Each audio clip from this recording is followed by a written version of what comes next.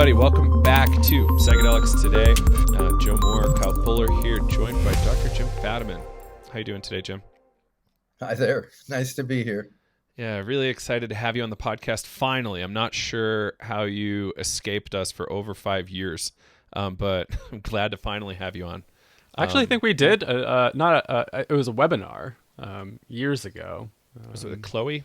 Around, yeah, with Chloe. An event in LA. Yeah, she set that up, but not on the podcast. All right. Well, Yeah. you've caught me. Okay. Thank goodness.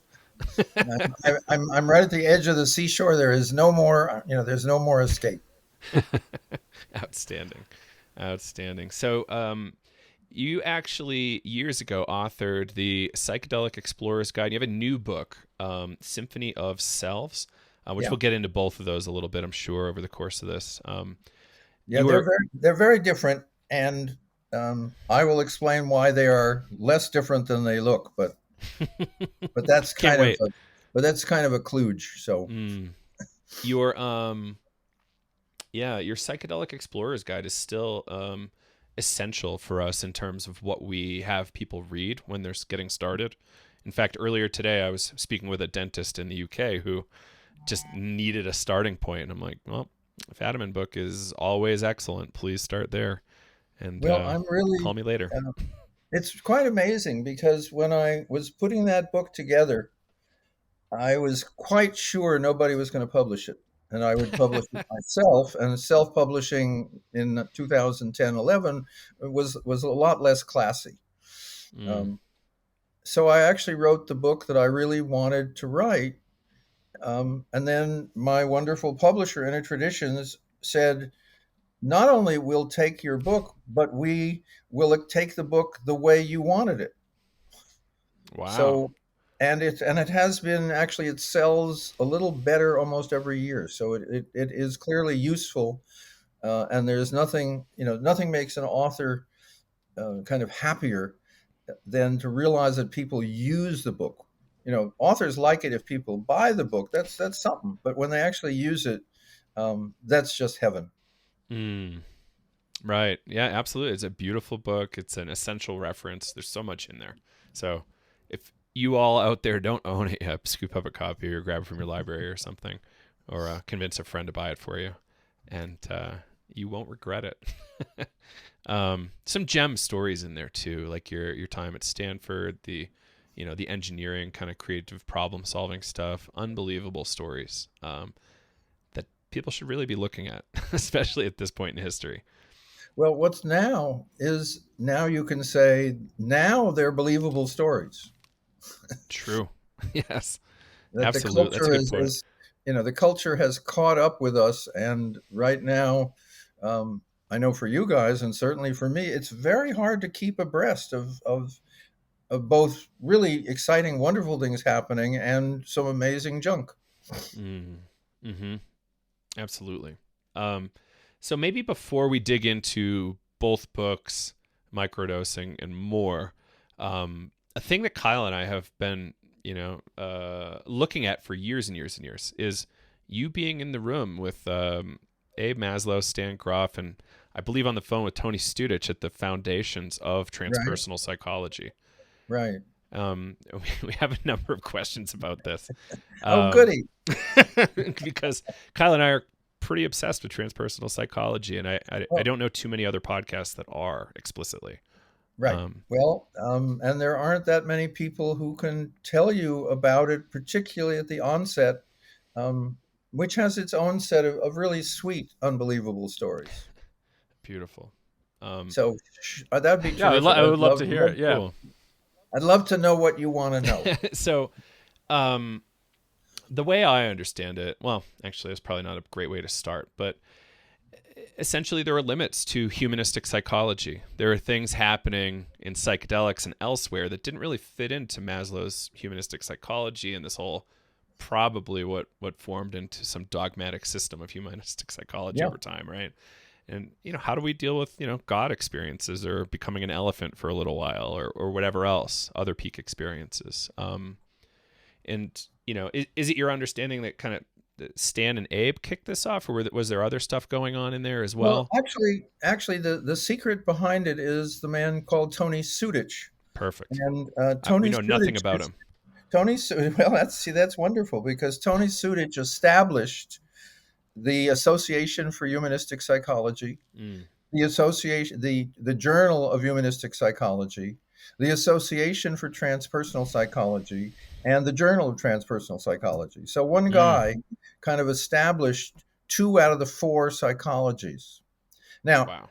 what makes Tony slightly different than you might think is Tony did most of this about 90% physically paralyzed. He All the lay in a photos of him are in a hospital bed, Right. He lay from in what a I've seen. slant bed, and he could move the muscles of his face, most of them, and he could move one arm enough to pull a phone to on or off.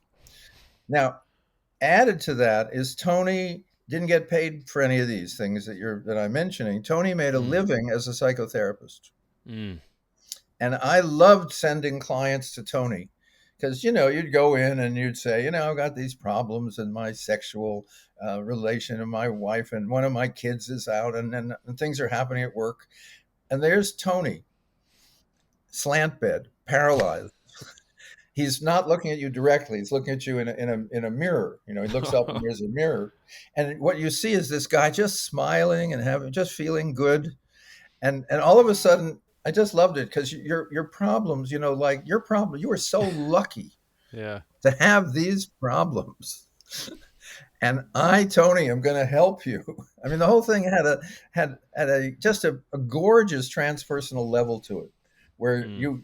it's like you go into the guru, and Ram Dass, his whole life changed because the guru loved him, and Ram Dass didn't have to perform or do anything.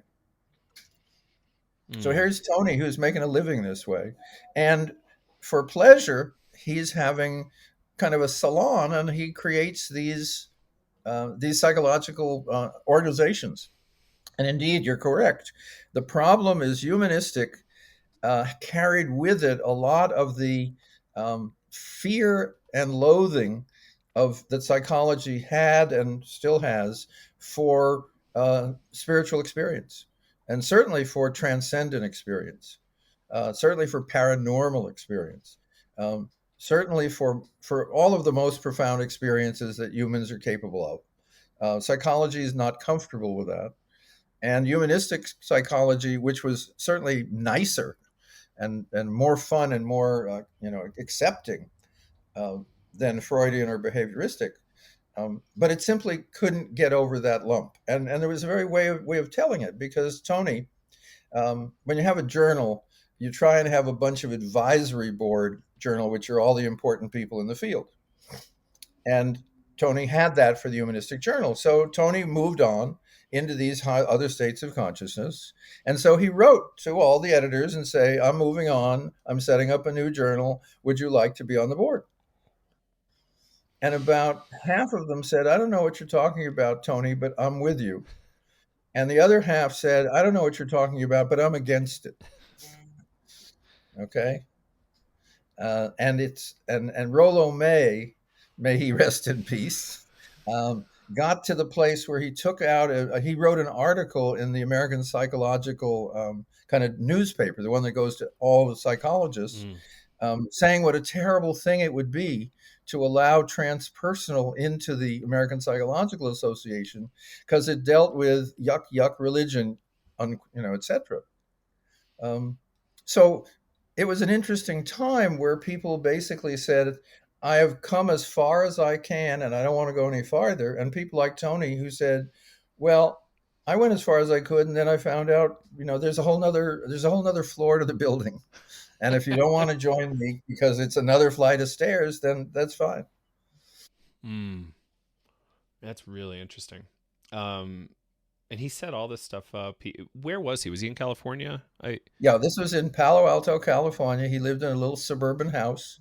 He was married to an opera singer. Mm. Um, and he ran these organizations and his therapy practice from his living room. Incredible. Incredible. Um, and from there, well, so you were in the room at some point with Mhm. Maslow, Stan, Tony. Um, what happened there? Was that like the agreement that we were going to do this? You were going to do this thing, No, or no, Tony um, wanted to do it, and he convinced Abe that it was a good idea, and mm, that Abe also was very, very gingerly making that shift. And the first issue of the journal, as I remember, has an article by Assagioli about psychosynthesis and the higher self. It has a long discussion of definitions by Tony. It has uh, The Farther Reaches of Human Nature by A. Maslow, where Maslow was indeed. See, Maslow was really also a pretty good social scientist, and what he said is, when I want to understand what's bad in people, I talk to people who are bad. And when I want to find out what's good in people, I ask the best people I know. And clever, clever, clever, I ask them who are the best people they know. So Maslow mm, kind of worked his way up, and all of a sudden, this higher group of people who've been recommended by really wonderful people were talking spiritual experiences, transcendent experiences, past life experiences, awe and bliss experiences, unity with nature experiences. Some of them psychedelic, many mostly not. And so Abe really followed um, his own way of working, um, mm, and the journal attracted different spiritual groups who normally didn't talk to each other. I mean, small spiritual groups are like small political groups. They tend to badmouth one another and say that they're special and all the other people are kind of jerks. But the journal was saying you are all genuinely welcome because you're all looking at the same thing, which is really the higher reaches of human nature. So Tony would have this salon once a week or once a month, depending on, and he would invite somebody in remarkable who would come to Tony's living room and be kind of blown away by Tony.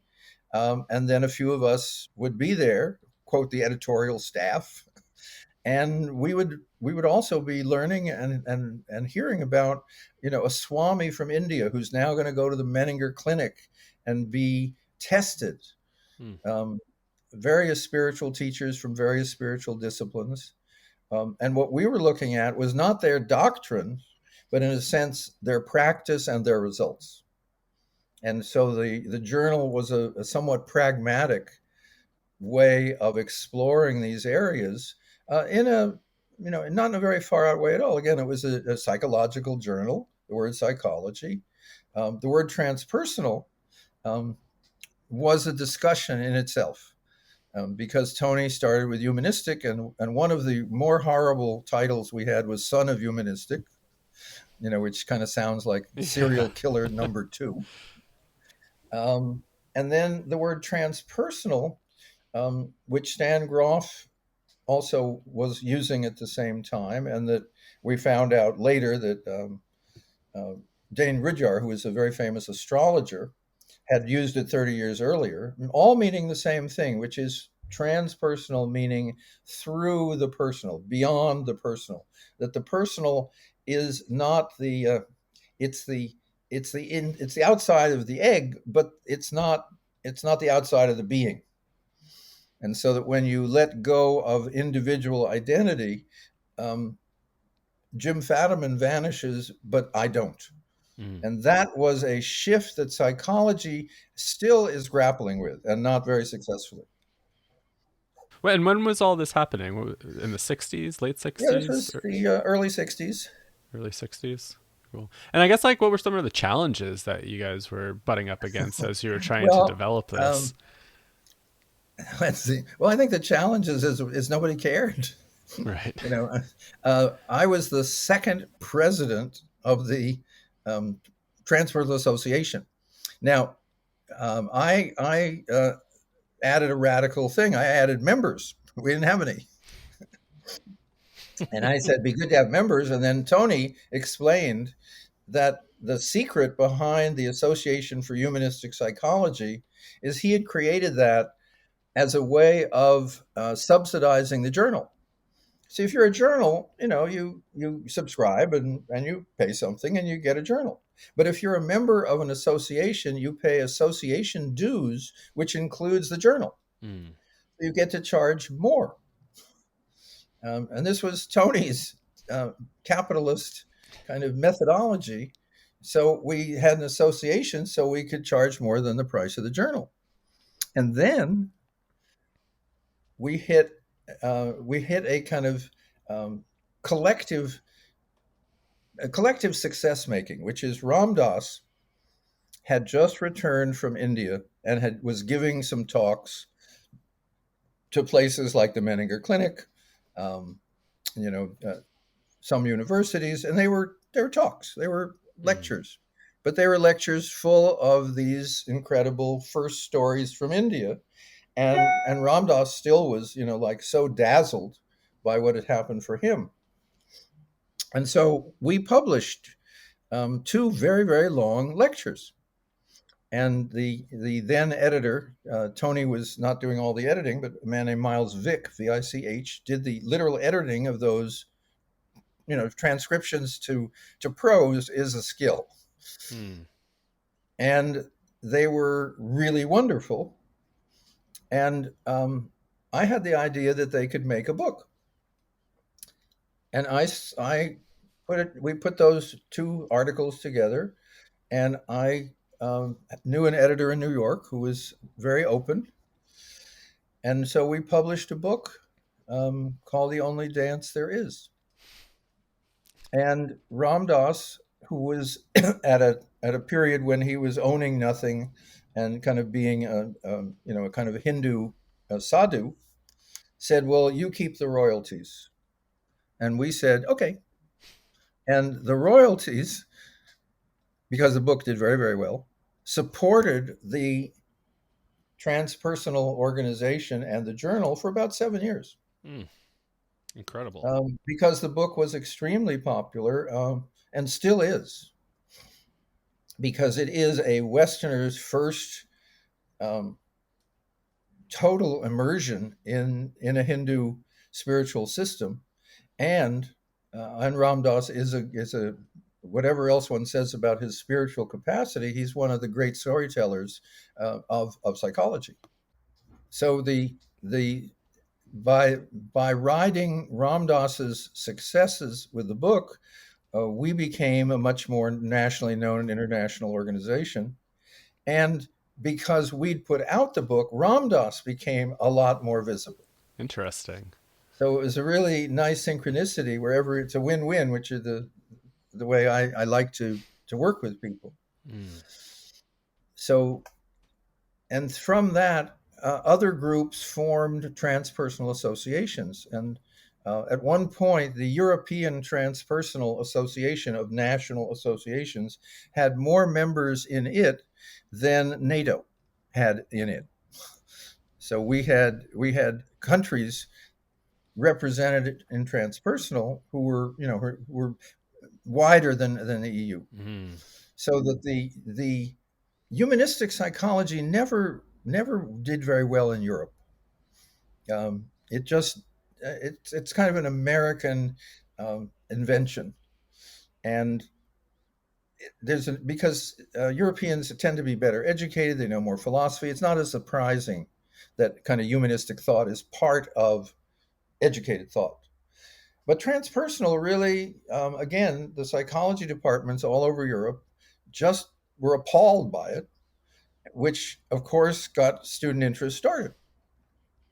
Okay, and I recall once I was invited to Portugal by the University of Portugal, and I thought, wow. And it turned out it wasn't the University of Portugal; it was a student organization. And I said, I was doing like a weekend, a big evening, and then a weekend workshop. And at the end of the evening, which was very well attended, the students were just thrilled. And I said, I didn't know if there were any psychological faculty here. And they said, "Oh, no. No, we have two groups and they never agree on anything. They're the behaviorists and the psychoanalysts. But they did agree on this, as none of them would support your coming here. Um, so so transpersonal had to kind of feel its way into the emerging culture, and in many ways it became identified with new age thinking in general rather than with psychological thinking in general. Mm. So if you kind of think about it, when you think transpersonal, you don't necessarily think the word psychology. Right. Experiences come to mind first. Mhm, mhm. Yeah. Hmm. That's really fascinating. So I'm curious, Jim, in your early days, like obviously the LSD and Palo Alto was flowing like, Yeah. wine in that era, but what were you seeing in the transpersonal observations that, outside of psychedelics that were really interesting? Were there certain Well, traditions that were this was a fascinating? period. This is a period when the human, I forget what we even called it, kind of the human experience, human development, human potential movement, Hmm. right? Term coined by George Leonard of Look magazine, which also says something. There, the editor of Look magazine was deeply involved in this. Um, at the same time that transpersonal was happening, Esalen was happening. Um, Translations of Eastern thought were happening. Mm. It just hadn't been available. Alan Watts, who was, again, enormously popularizer of very profound ideas from Taoism and Buddhism, um, was giving popular lectures and workshops.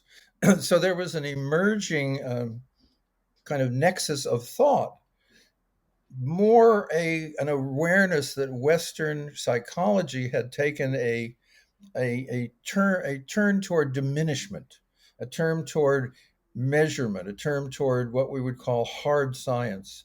And at the same time, at least in California and a little bit other places, there was this expansion happening with Eastern thought, with the human potential movement, which was in counter groups, which was now at the same time you had sexual freedom that was coming in, birth control allowed women for the first time to be on the kind of have the same playing field as men in terms of if they wanted to, they could. If they didn't want to, they didn't need to.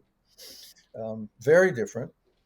And so transpersonal kind of fit itself very nicely into these emerging movements in California. Now, psychedelics were quite tiny.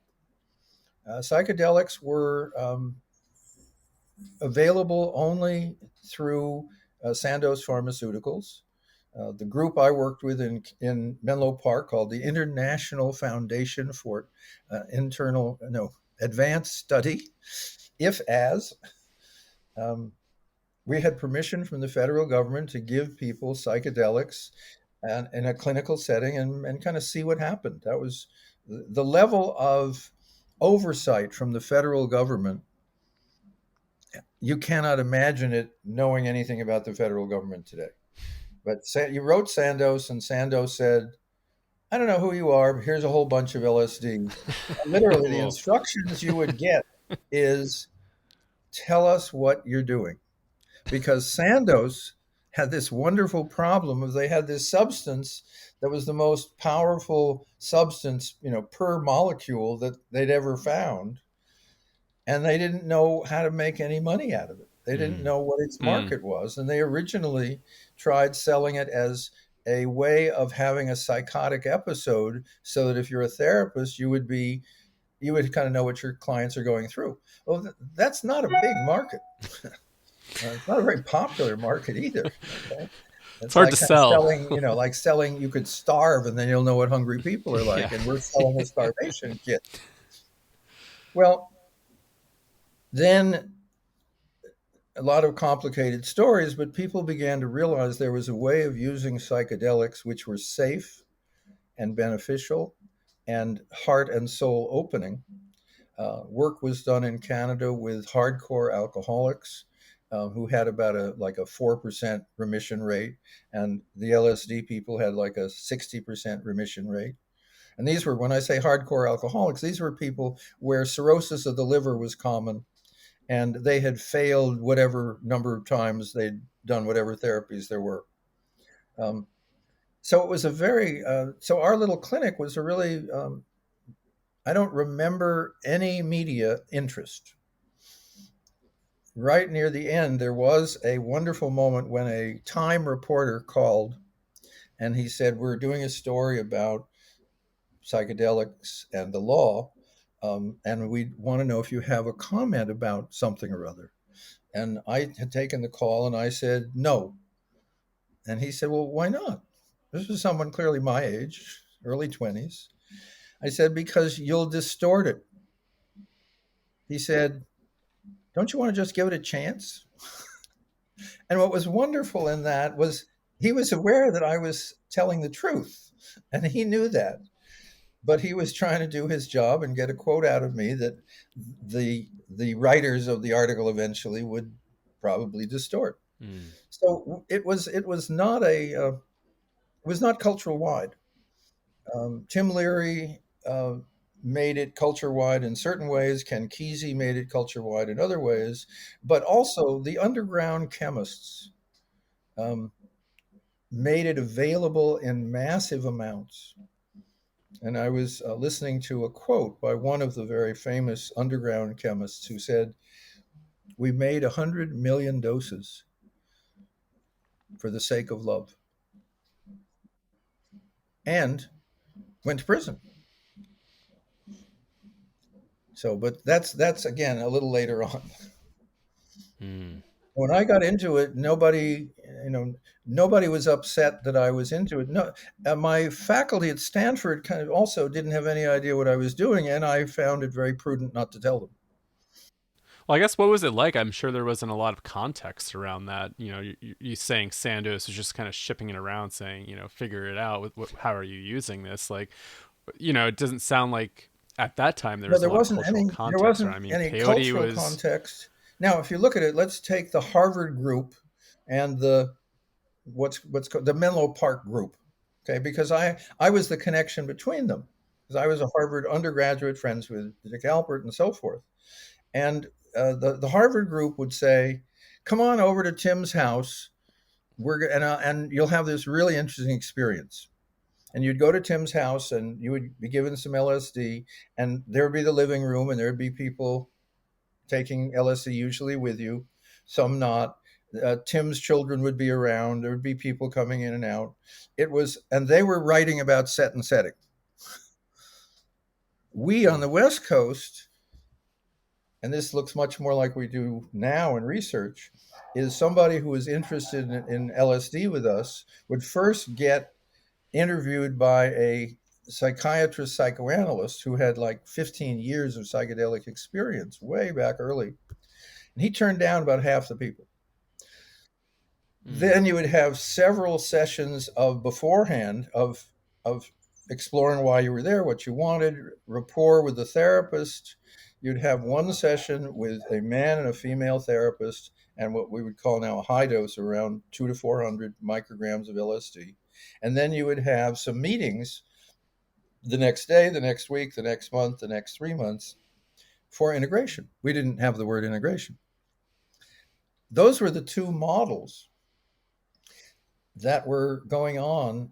One, and then when Tim's theory was that you should take it with people. So when they did a project in a prison to reduce recidivism, uh, the graduate students running the project were taking psychedelics with the prisoners. Now, on the West Coast, we were just appalled at this.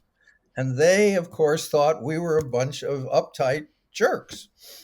And I just use that word because other words get beeped out too often. um, so there was a lot of, and then there was the Ken Kesey theory, which is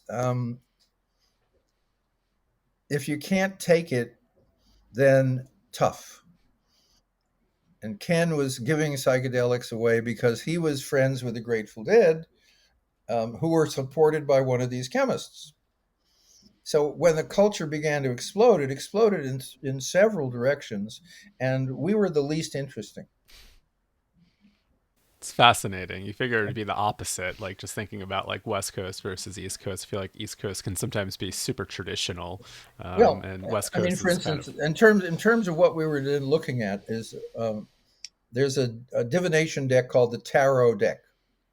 Okay, it has a long history in Europe, and it became popular in this emerging New Age world.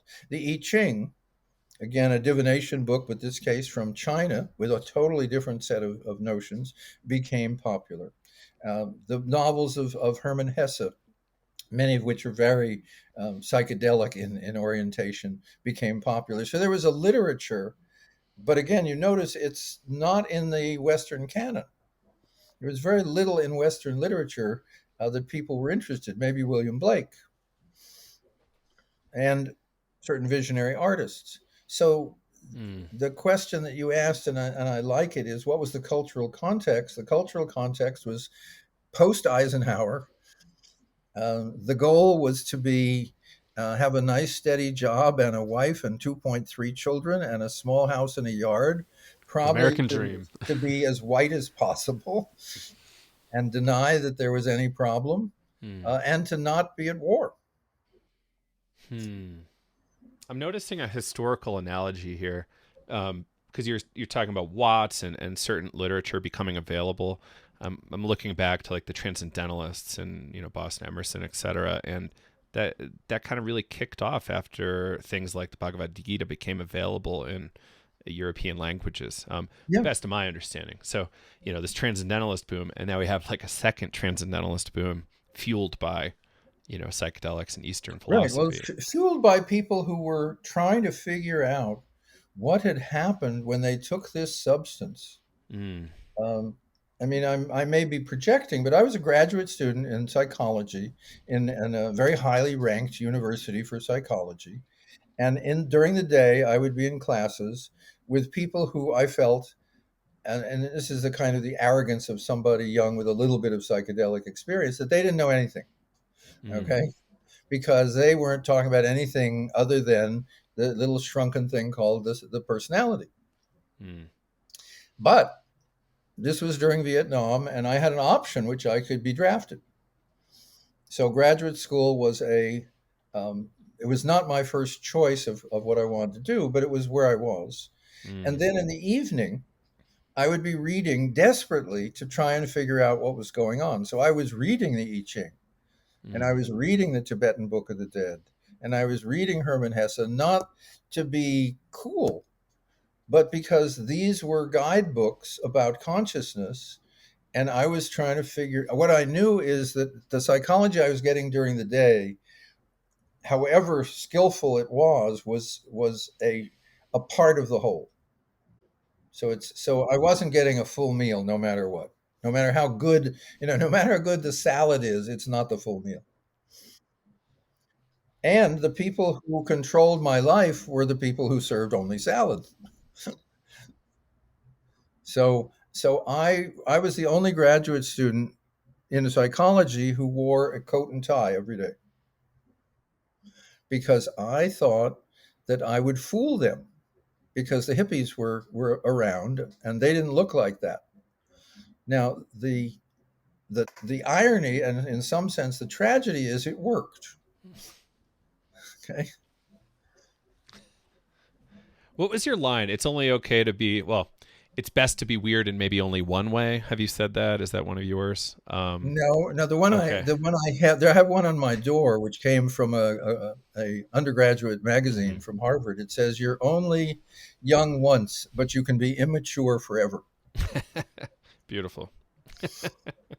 And yeah, there actually is it's a line from a play about that you can only have one weird thing. If you're a miser, um, you're acceptable, but if you're a nasty miser, nobody likes you. This is it's Hmm. from a Thornton Wilder play. Hmm. That's So beautiful. so Yeah. that so that in a sense my weirdness was as discreet as possible. Hmm. I love it. And it's important to consider. We're still going through this strange culture shift these days. And Yeah. let's take a Well, lesson.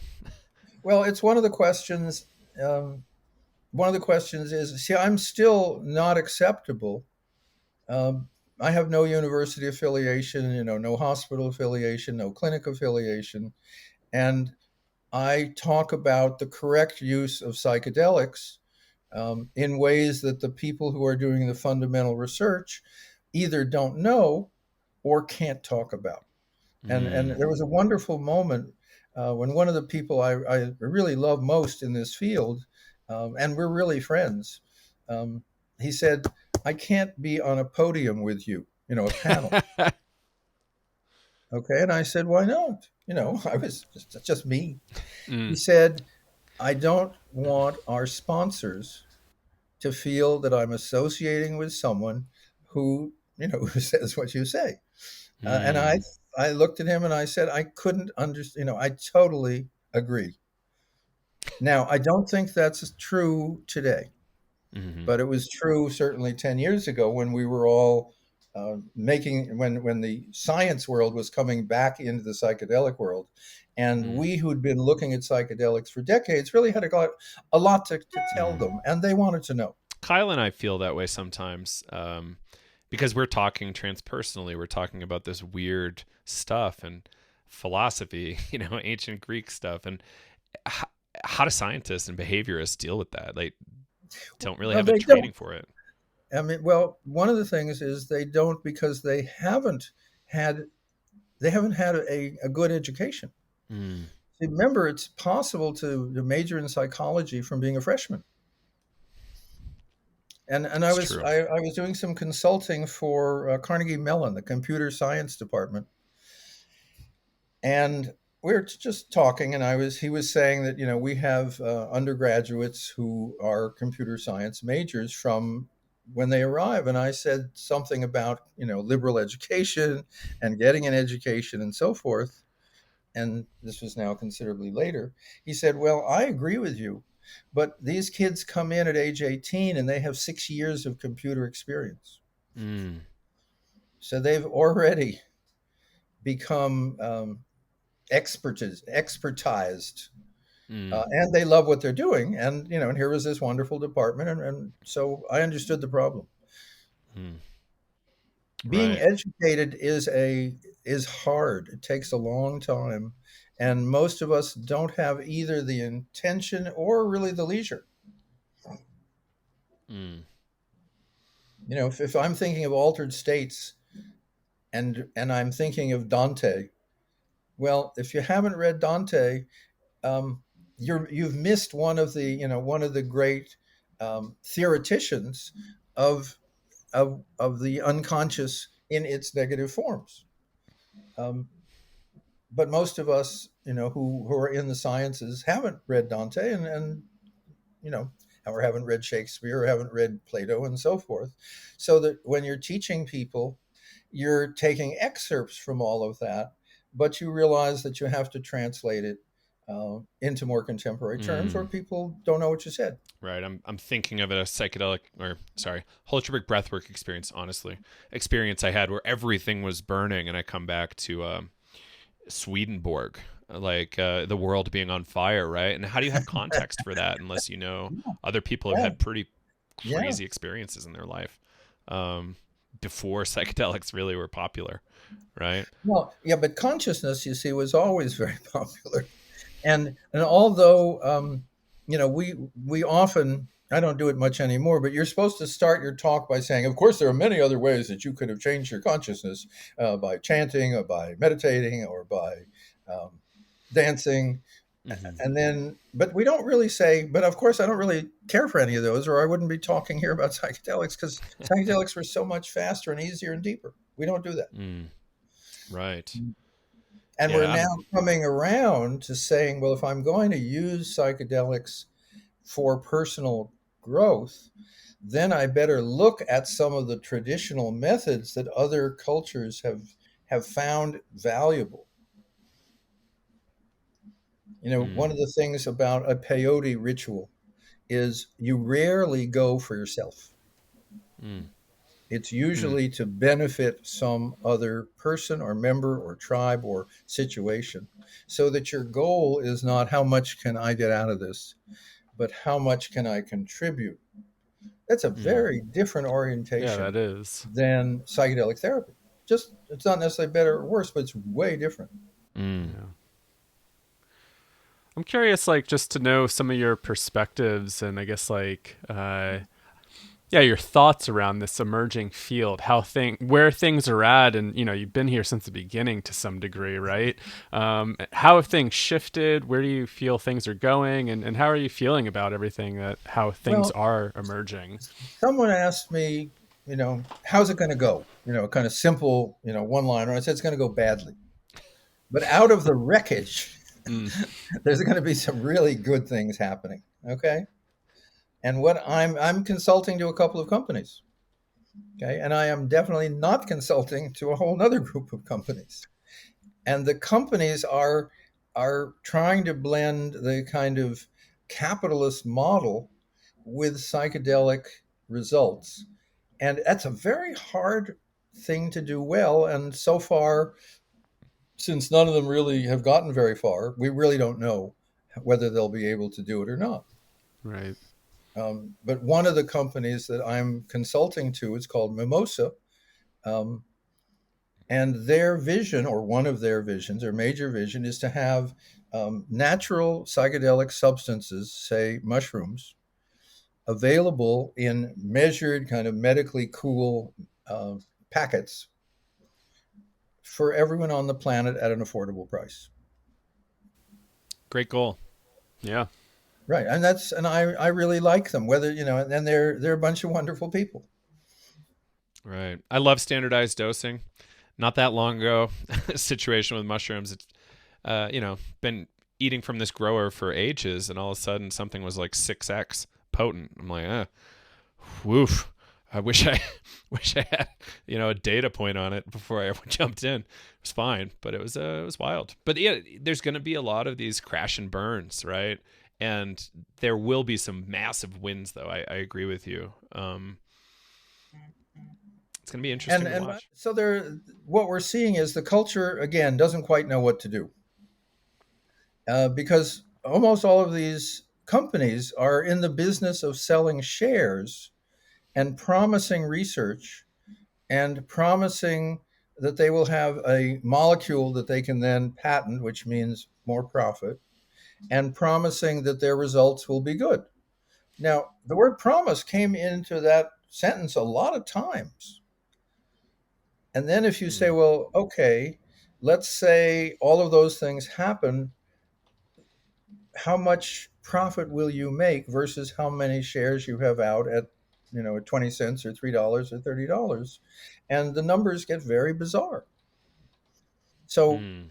um, at least, so I'm not in that game because I'm not good at it. I don't understand it. I was a business consultant for years, but not about finances, about Mm. problem solving. And um, sometimes, I mean, in the computer world, there was a whole period of time when it felt like, and this is probably before your times, IBM was the way to go.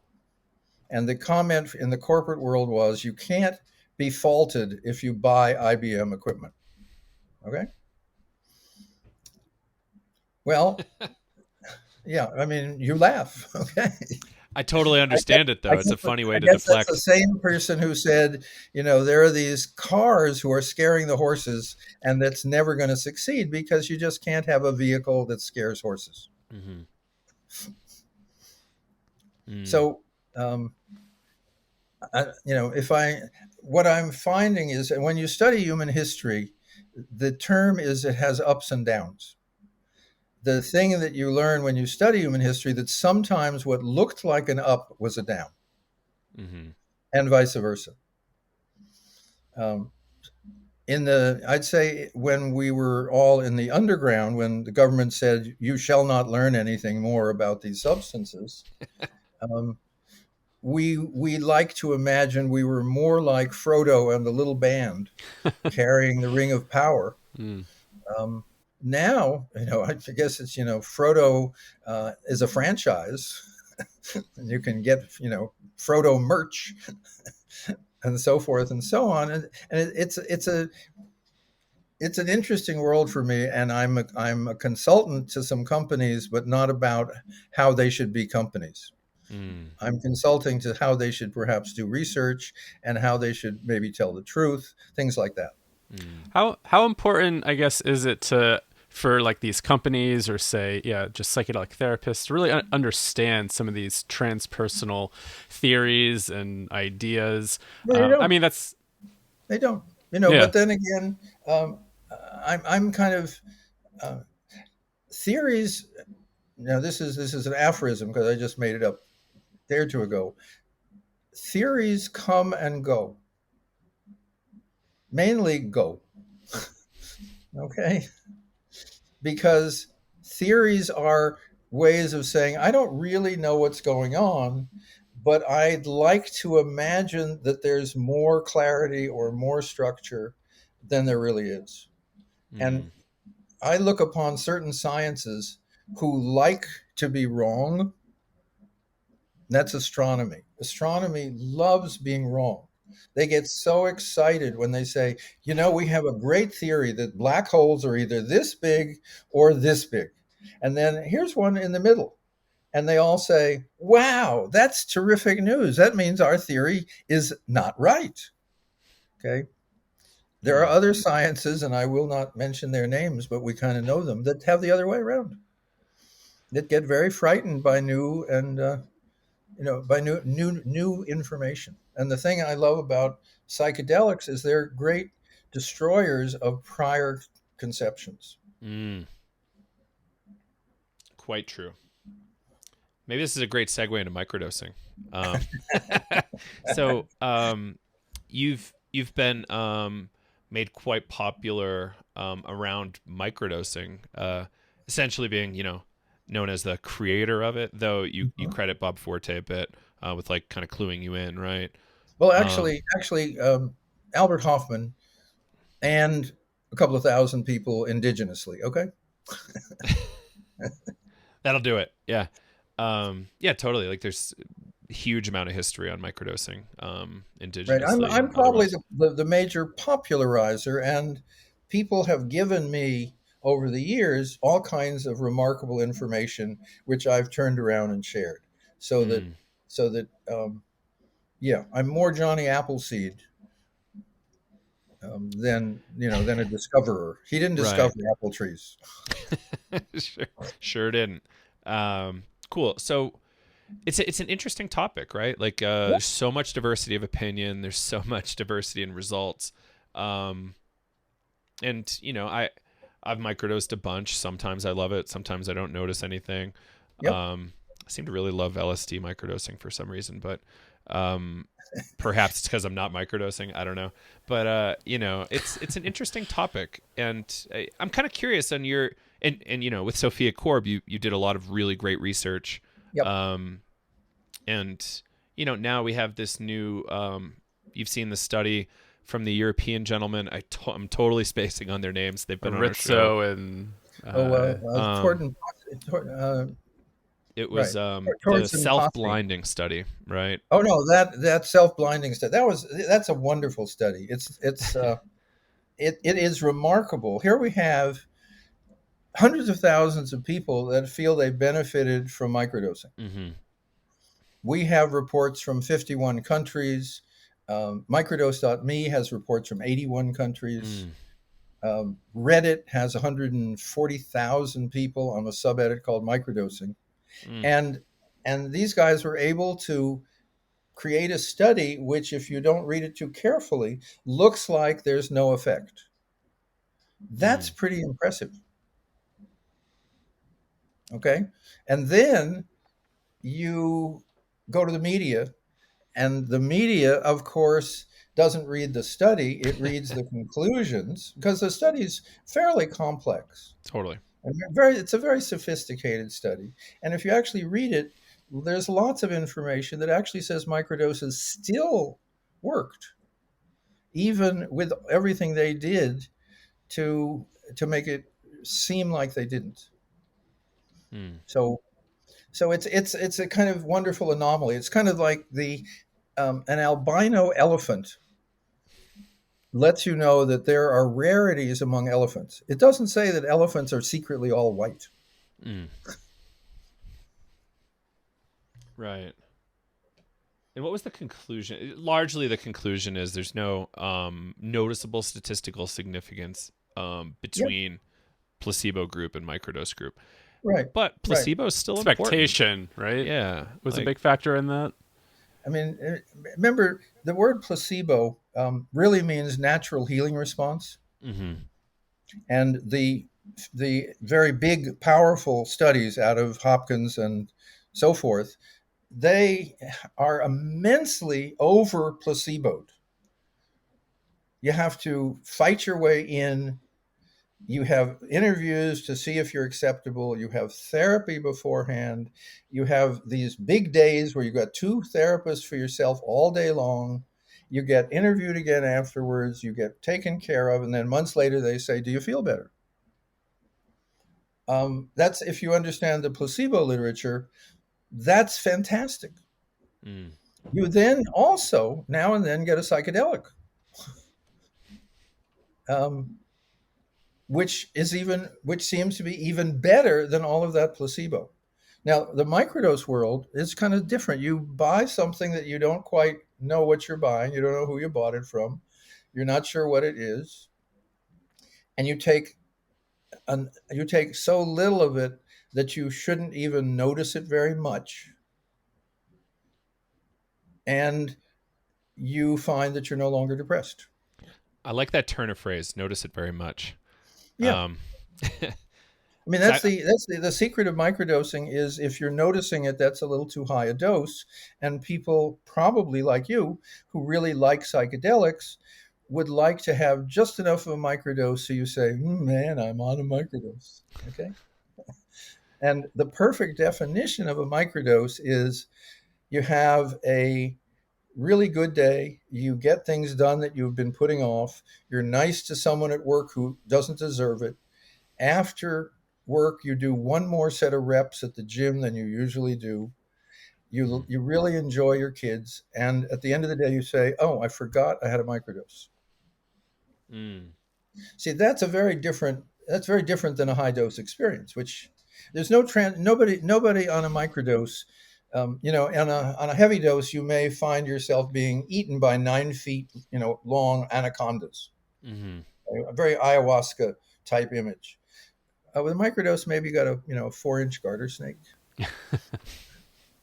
but you feel better, and mm, your migraines are Mm, less, or your menstrual period straightens out, and there are just hundreds and hundreds of cases where people have benefited.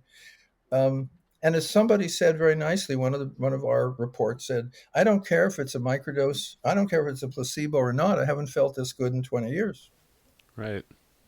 And if you think about it, I'll just make one more little, my little kind of upset about this is you never go to a physician who says, "I have a new drug for you for your condition, but half of my patients, I'm actually giving them a sugar pill.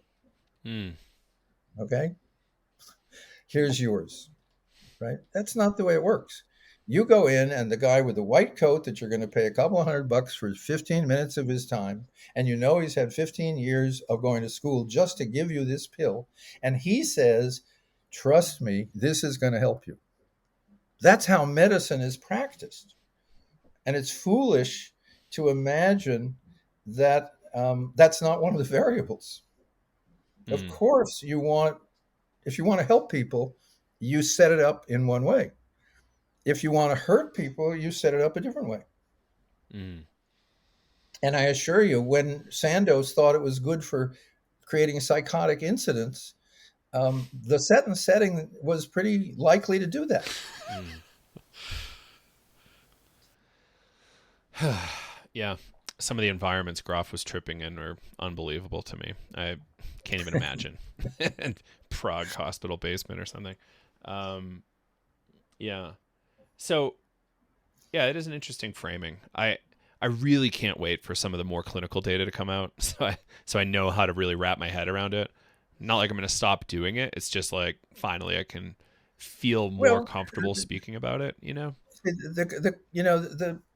problem that we're all in is we're waiting for the clinical data, and when you're doing clinical research, Mm, and these days you have to write down your hypotheses in advance. Okay, and mm. you're not allowed to discover anything that you're not looking for, which is really bizarre. Oh, But that's thank goodness. Yeah. it's because people would cheat.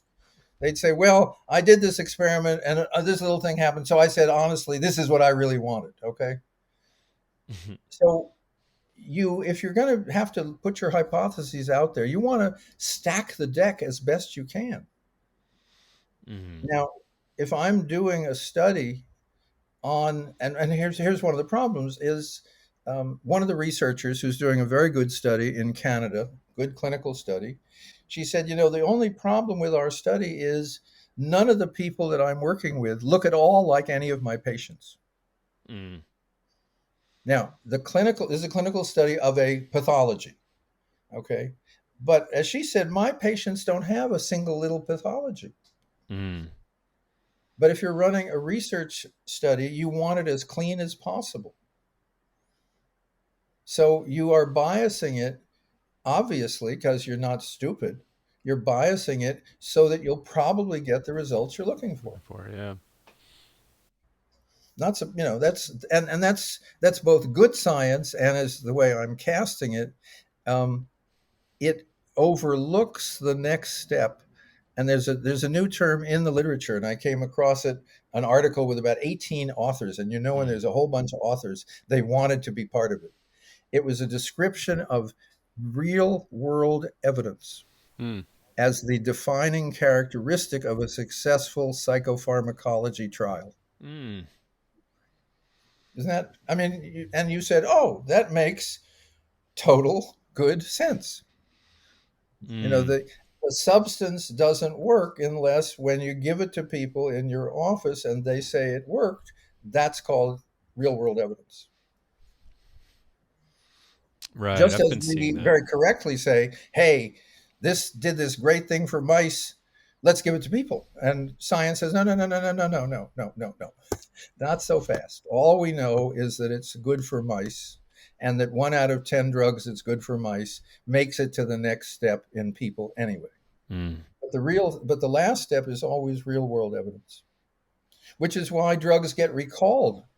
A company spends 18 years and $100 million and it comes out with a drug, and then it goes out and it turns out that women of a certain age who have a certain amount of overweight have some terrible reaction to it, and the drug is pulled. Right. It's worth And considering. so that's what the funny thing with psychedelics is we have all the real world evidence pretty well stacked up Yeah. to start. Okay. So Yeah. I'm What not other waiting class of for, drugs has this experience, right? Yeah. Like this is quite unique. so I'm not waiting for the clinical evidence because it comes in last. I'm not waiting for it before I consume, right? Before I can proselytize I in a know. I in a know. more honest way, right? But it's interesting, right? Like the clinical and the real world. It's very different in psychedelics. There's so many people. Like a wildly huge number of people are using psychedelics now. In California, we're seeing like highly well packaged chocolate bars with psilocybin that look like something Wonka would put out, right? It's Right. fascinating. Kyle? No, I was just gonna say I thought that was like the interesting thing about the self-blinding microdosing study is it felt more naturalistic, right? Like just measuring people doing it on their own to some degree. And Oh, it had a wonderful notion. One of the problems with psychedelics um, is guessing the blind. yeah. Mm. Okay, now with high doses, it's screamingly obvious. With microdoses in that study, the blind was broken, meaning they guessed correctly 74% of the time. Mm. Now, I'm not a statistician, but that doesn't sound like it was a very successful blind. Interesting. Great comment. I don't think we brought that up to them, but that's a really No, interesting point. Um, Well, yeah. it's such an embarrassing point because they worked so hard and it's so clever. Mm, Just but psychedelics have that way of you notice something.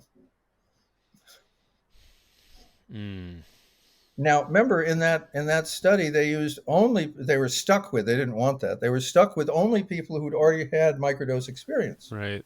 mm. because it was a huge amount of work.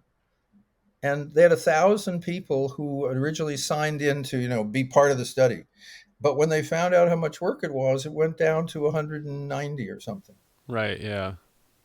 Yeah. Drastically reduced. Yeah. Hmm. That's really interesting. Are you seeing any real interesting things now in microdosing, beyond trials, like are you, Oh, yeah.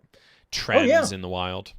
Well, there is actually one study which I'm just hearing about, which is not yet started, but someone's going to look at brainwaves. Oh, cool. And I'm fascinated by that because I don't know. See, that's the nice thing. I don't know if they can measure brainwave changes or not. Blows my mind nobody's really done it in a structured way yet. Well, it's very small amounts. See, you have to have better equipment and so forth. And so also you have to want to do that. Hmm. And if you use a high dose, you know, you're going to win. Hmm. Yeah. Okay. Um, and it's not fair, but I say one thing we now know about psychedelics is high doses show that there are more colored lines in your brain because those are the pictures that really are, and they're really fun because they say there's something here that even happens in the brain. Mm. Now, the problem, of course, is it looks like it doesn't happen in the rest of the body. So, if for instance, I'm getting a report from someone who says that their neuropathy, their pain in their feet, is less with microdosing, I'm guessing that it was not only in their brain because I know that if you take something under your tongue, it goes into your bloodstream and it goes everywhere in your body. And one of the things that if you have a good neuroscientist on, this is fun for them. They love this question. Are there more neurons in your brain which you're measuring or in your gut that you're not Mm. measuring? And there's a ton of serotonin receptors in your gut. Yeah. So Yeah, like what's going on there? And yeah, yeah, how do we even measure that activity? It's a fascinating question. right. Um, They don't like that question, actually. I wasn't telling you the truth. I'll Yeah. I think we asked throw it in Manesh that anyway. on the show a while ago. Do I you remember forget how what his he answer was. responded? I don't remember. Yeah. Yeah. Um, Right. well, I assume he moved on to the next subject because, um, again, it's not fair because scientists tend to gravitate towards what they can measure because that's what they do. You know, archaeologists tend to gravitate towards what they can dig. You know, mm, you don't give a neuroscientist, a shovel and a sieve and say, find out something because they say that's not what I do. right. The Very wonderful different thing tools. about Yeah. real world evidence is you get all these incredible possibilities that you'd never think of doing it. You'd never want to spend good research money on because the chances are so poor of getting a good result. Mm, interesting. Um, Now, mushrooms vary wildly in their, active compound Right, content, right? But right. if we're talking LSD, what kind of range do you think you would consider microdose? I imagine you may Well, have revised your estimates yeah. from your book. Well, when I started, I said 10 micrograms was a microdose. Hmm.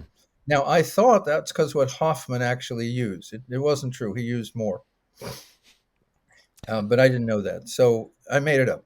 Okay. And it seemed like a reasonable number because if you took 10 micrograms, you had some good feelings and you didn't see any visuals and so Yeah, forth. I like 10. It's not bad.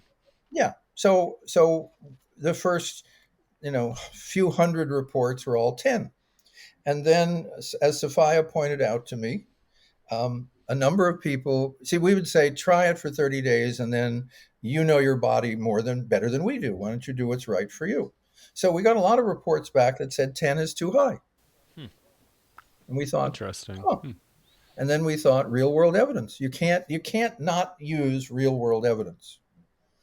So if you went to our site now, microdosingpsychedelics.com, it has a little list of doses. And for LSD, it says 7 to 12. Mm. Now, if I take 100 people, all of whom have had 10, maybe 15 or 20 will drop their dose when they're on their own. And maybe one will raise the dose, say, to 15.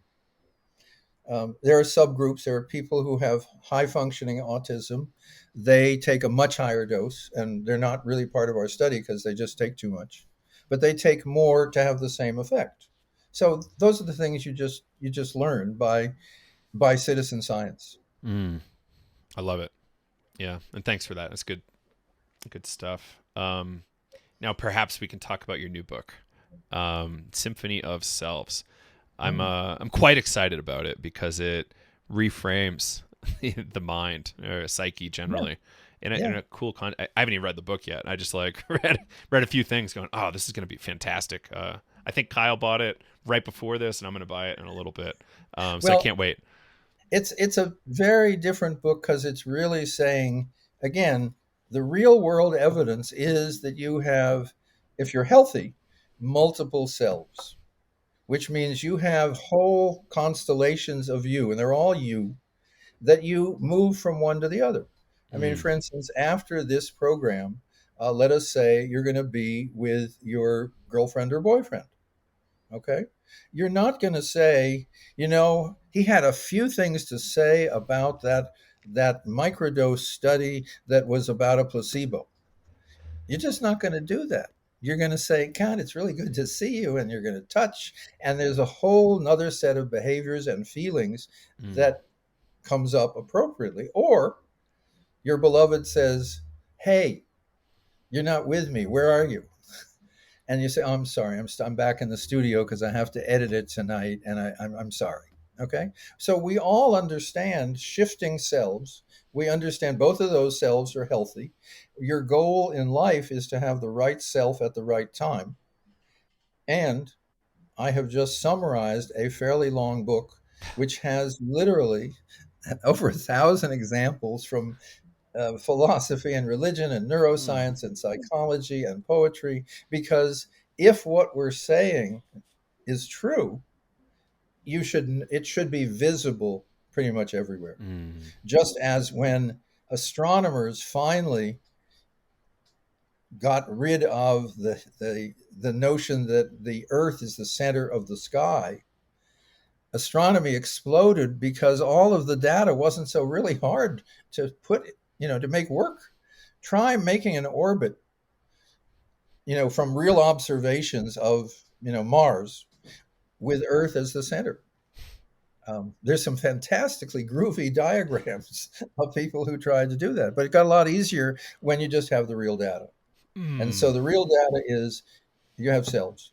Okay. So when I came into this interview, before we went on air, we chatted a little, and I had to adjust equipment, and we had a little equipment problem. And I was actually a little late, and nobody mentioned it, and it was just very nice of you guys. Um, but I then shifted into paying as close attention as I can. And what I notice is the examples that I'm coming up with are from the part of me that is the social, is the kind of psychological scientist. Right. Mm. When we're finished, I'm going to do something different, and I'll be somewhat different. I'll Mm. be actually probably taking a walk in nature. I'll take some photographs. It's a shift, and that's the way we are. Yeah. And when Yeah. you read this book, unlike, it's not a self-help book, thank God, because it changes your perception as you read, and you simply start noticing differently. Mm. And the noticing differently opens you up, and what you find is it's easier to understand the way people are if you think in terms of selves, because that's how they are. Mm. So you don't say, how could you have done that?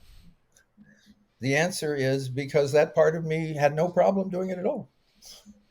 And we all have, for instance, the simplest is very simple. Okay, here we go. Ready? Have you ever argued with yourself?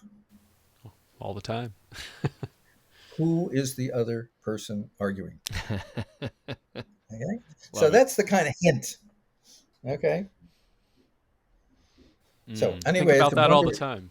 it's an amazingly interesting book. I mean, I can be very excited by it because my co-author Jordan Gruber did so much of the scholarship, um, because he was that's what he was better at. Mm. And so when we have this 1,000 examples, it's really fun.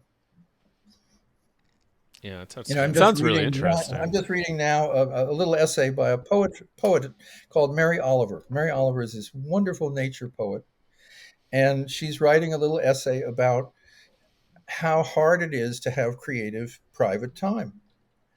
And she says, you know, there's this knock on the door or there's a phone call. She says, but the real problem is the part of me that disturbs me is inside. And I'm working on a poem and it says, you know, your Uncle Ed has a birthday in 2 weeks. Um, did you remember to bring cottage cheese in last night? Okay. And that's another, she says, I have three selves. It's very hard. Mm. So it's around. I love it. Yeah. Um, Yeah, I can guarantee you that it will make it easier for you to, first of all, understand the person you're living with. You will then notice that you're understanding yourself better, and you will forgive both parties for the things they do that neither of, you know, that various other parts of you don't like. mm. So people end up saying, whoa, my relationships have improved. I didn't make any changes. Beautiful. Right.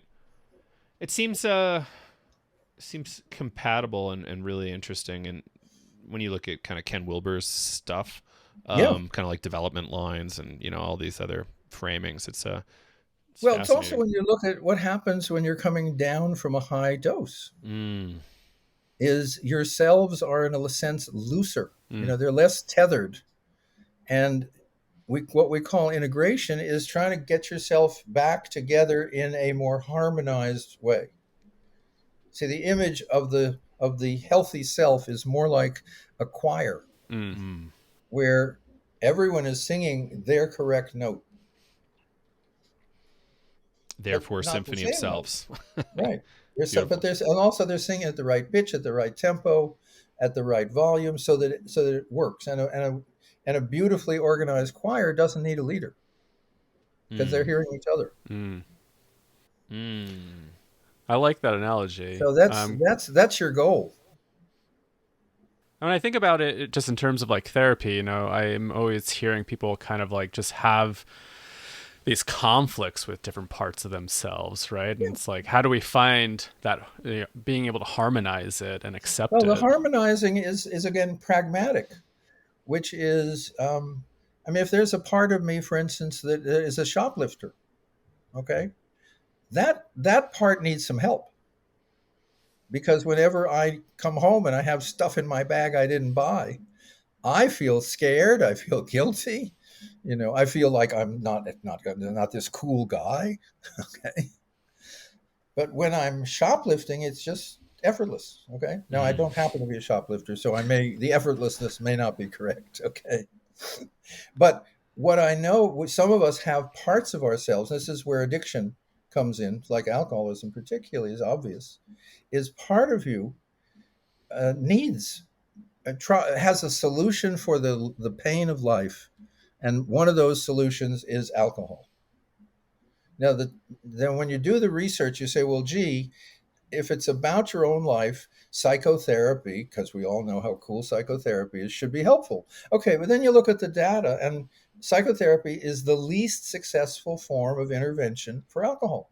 Mm. Why? Well, because assuming you've both been drunk and you both woken up the next morning and didn't feel great, the person that didn't feel great was not the one that did the drinking. Mm. But who goes to therapy? The wake up guy, Right. So we should drink right? in therapy. Yeah. While the other way, and this is brilliant, which is if you go to an AA meeting, and they're just wonderfully moving things to go to, everyone brings their alcoholic self. Mm. Okay. How do when you go to an AA meeting, you say, "My name is Jim. I am an alcoholic." So who's present? Interesting. Okay. And most of the discussion is people telling their stories about their drinking. And they're telling it from the drinker's point of view. And it's a really beautiful system because in that room there are people who, whatever your story is, I'm drinking because, and there's all these reasons. And then someone else tells a story and it's about their life and it's way worse than your life. No matter what your life is, theirs is way, way, way worse. And they end up by saying, and I've been sober 8 years. Mm.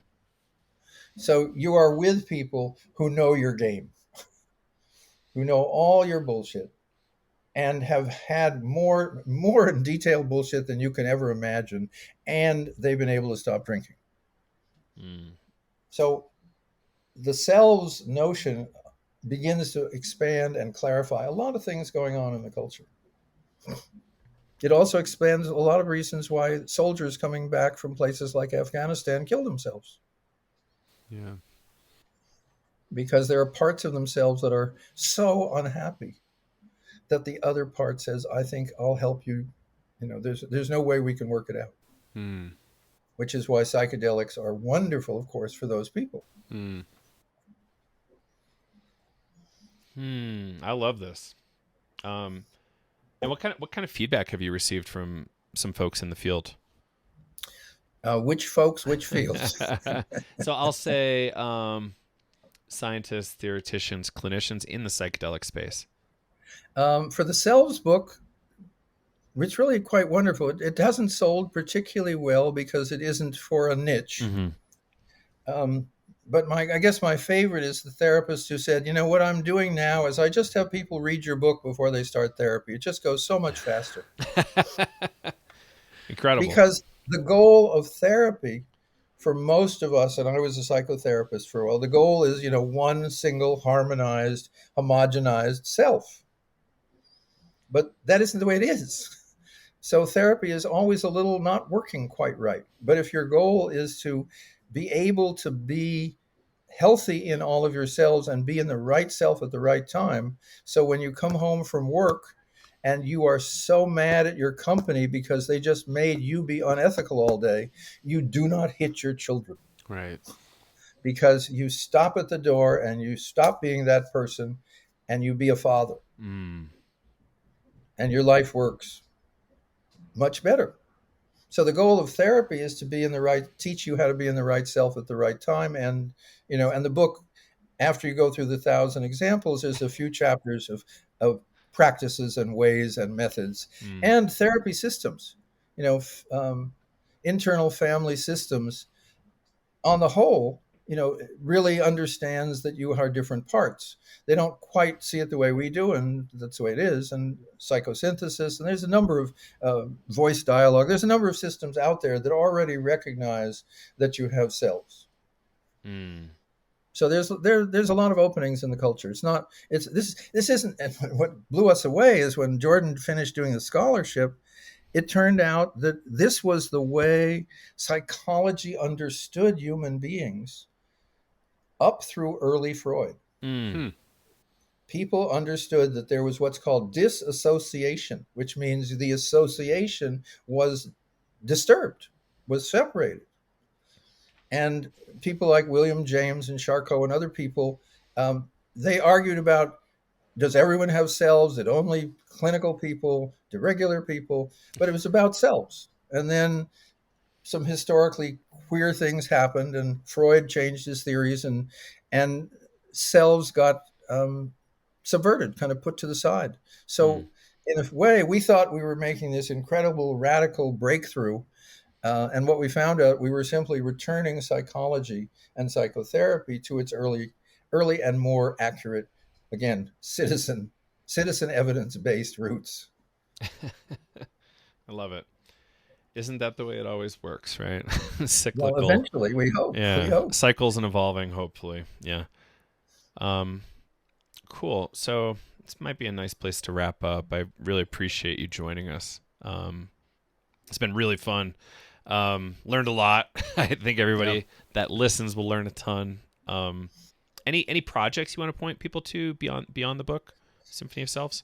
Well, I'm actually putting together probably a book about microdosing, mainly because I just have so many reports. Good. And I've published a few things in journals, but it's not the right place. And also, when you have, I do what's called search, which is I discover stuff. Research is when you're testing out stuff, you're verifying stuff. Okay. So if I, for instance, tell you, because I love this because it makes no sense to me with my background at all, that people who have terrible reactions to shingles. Shingles is from childhood chickenpox. The same virus gets you in midlife, gets you in midsection, and can be incredibly painful. Okay, there's a vaccination you can take, or something you can take when you first have symptoms.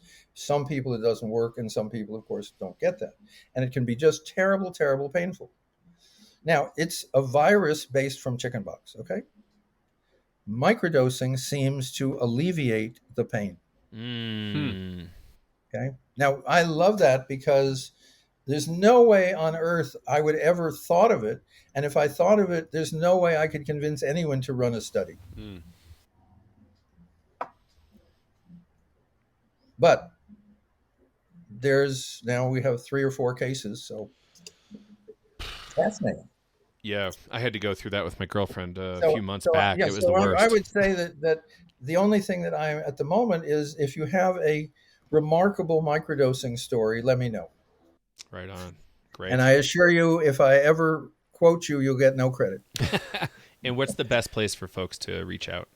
Fadiman, one word, Fadiman @gmail. Oh, you're brave. Very good. All right, everybody. And if you write me and say, where can I get microdoses? I will. I don't keep a list of illegal sources. Okay. Yeah, don't do that, here. people. All right. Well, Dr. Fadiman, I really appreciate you being on the show today, and I hope we can do it again in the future. Well, this was wonderful, and let's not wait 5 years, okay? Yeah. Thank you for saying that. All right. Until next time, thank you.